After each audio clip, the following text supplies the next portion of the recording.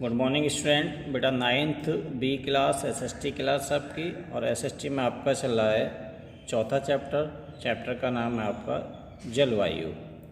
तो जलवायु में आज हम बात करेंगे वायुदाब और धरातलीय पवनों के बारे में। ये किस प्रकार से भारत की जलवायु को प्रभावित करते हैं, इसके बारे में बात करते हैं। अब हम जो बात कर रहे हैं, लास्ट वीडियो में जो हमने बात की थी भारत की जलवायु को प्रभावित करने वाले कारकों के बारे में की थी, और वही टॉपिक आगे चल रहा है आपका। तो कौन कौन से कारक हैं भारत की जलवायु को प्रभावित करने वाले, उनके बारे में हम बात कर रहे हैं। तो तीसरा कारक है आपका वायुदाब और धरातलीय पवनें। ये किस प्रकार भारत की जलवायु को प्रभावित करती हैं। देखिए, भारत की स्थिति उपोष्ण होता है, थोड़ा सा ठंडा, ना अधिक गर्म ना अधिक ठंडा, है ना।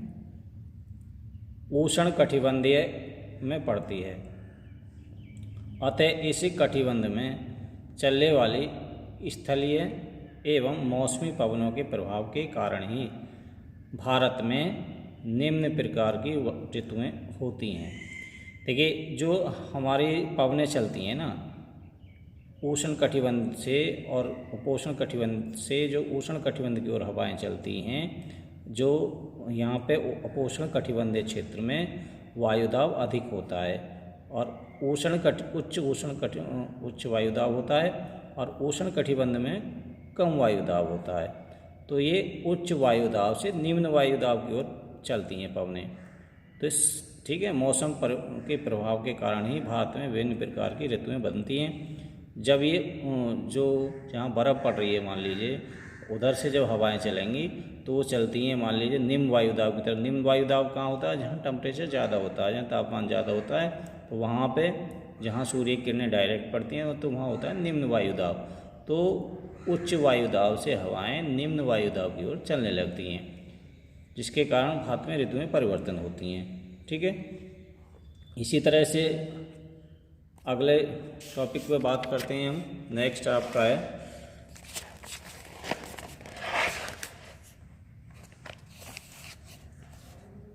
दूसरा पॉइंट है आपका, शीत ऋतु में हिमालय के उत्तर में उच्च वायुदाब होता है। हिमालय के उत्तर में जो शीत ऋतु में जो सर्दी होती हैं, उसमें उच्च वायुदाब क्यों होता है? क्योंकि वहाँ पर सूरज की जो किरणें बहुत कम पहुँच पाती हैं, टेम्परेचर वहाँ पर बहुत कम होता है, इसलिए वहाँ पर उच्च वायुदाब होता है।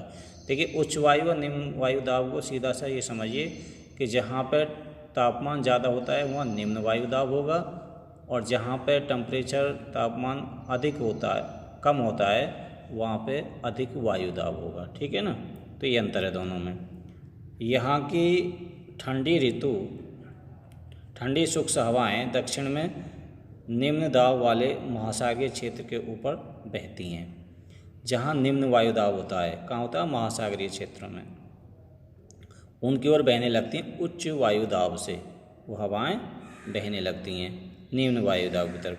ग्रीष्म ऋतु में, जो गर्मी की ऋतु होती है, आंतरिक एशिया और उत्तर पूर्व भारत के ऊपर निम्न वायुदाब क्षेत्र उत्पन्न हो जाता है। जो गर्मी होती है ना, गर्मी के मौसम में हमारे यहाँ अप्रैल मई जून जो गर्मी का मौसम होता है, उस समय हमारे यहाँ पे निम्न वायुदाब होता है।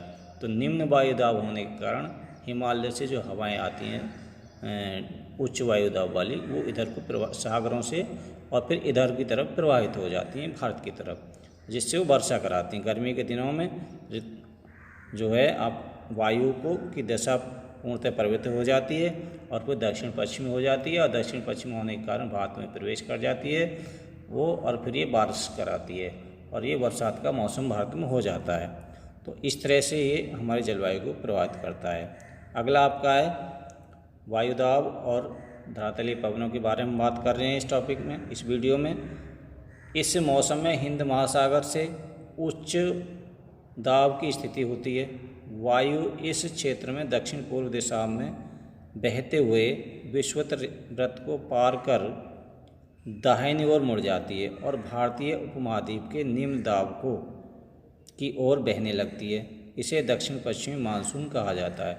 जैसे मैं अभी बता रहा था आपको, जैसे ही मौसम हिंद महासागर में उच्च वायुदाब की स्थिति होती है, और वहाँ से जो वायु दक्षिण पूर्व की ओर चली जाती, बहने लगती हैं, और बह करके उनकी दिशा बदल जाती है, दाहिनी तरफ मुड़ जाती हैं। वो दाहिनी तरफ मुड़ने से कारण वो उनकी दिशा बदल जाती है, फिर हो जाती है दक्षिण पश्चिम, और वहाँ से मुड़ करके और फिर भारत में प्रवेश करती हैं और भारत में वर्षा कराती हैं, मानसूनी वर्षा जिन्हें हम बोलते हैं। तो इस तरह से धरातलीय हमारी वायुदाब और धरातलीय पवनों का प्रभाव भारत की जलवायु पर पड़ता है। ठीक है।